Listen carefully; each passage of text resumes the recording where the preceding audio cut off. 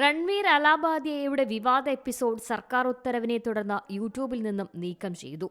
രൺവീർ അലാബാദിയയുടെ വിവാദമായ India's got talent episode ഇന്ത്യയിലെ യൂട്യൂബിൽ സർക്കാർ തടഞ്ഞതായി ഇൻഫർമേഷൻ ആൻഡ് ബ്രോഡ്കാസ്റ്റ് ഉദ്യോഗസ്ഥർ അറിയിച്ചു.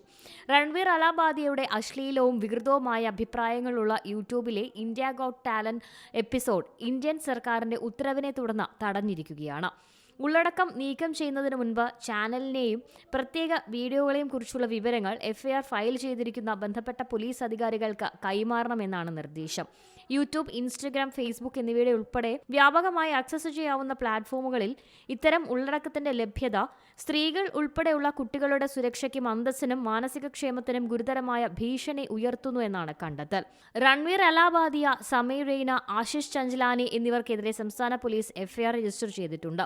ഷോയിൽ പങ്കെടുത്ത അപൂർവ മഖീജ, ജസ്പ്രീത് സിംഗ് എന്നിവരുടെ പേരും എഫ്ഐആറിൽ പരാമർശിച്ചിട്ടുണ്ട്. സാധ്യമായ കർശന നടപടികൾ സ്വീകരിക്കും. വീഡിയോ വൈറലായതിനെ തുടർന്ന് ഫെബ്രുവരി 10 മുംബൈ പോലീസ് സംഘത്തെ ഇന്ത്യ ഗോട്ട് ടാലന്റ് സ്റ്റുഡിയോയിലേക്ക് അയച്ചു. ഉത്തരവാദികൾക്കെതിരെ നടപടിയെടുക്കുമെന്നും മഹാരാഷ്ട്ര മുഖ്യമന്ത്രി ദേവേന്ദ്ര ഫഡ്നാവിസും പറഞ്ഞു. വലിയ വിവാദങ്ങൾക്ക് ശേഷം രൺവീർ ഒരു വീഡിയോ പ്രസ്താവനയും പുറത്തിറക്കി. അസഭ്യമായ ചോദ്യത്തിന് ക്ഷമ ചോദിക്കുന്നു. എന്റെ അഭിപ്രായം ഉചിതമല്ല, അത് തമാശ പോലും ആയിരുന്നില്ല എന്നായിരുന്നു രൺവീറിന്റെ ക്ഷമാപണം. National desk, C Malayalam news. പുതിയ വാർത്തകളും വിശേഷങ്ങളും ഇനി വിരൽ തുമ്പിൽ. എല്ലാ ഡിജിറ്റൽ പ്ലാറ്റ്ഫോമുകളിലും ഇപ്പോൾ സി മലയാളം ന്യൂസ് ലഭ്യം.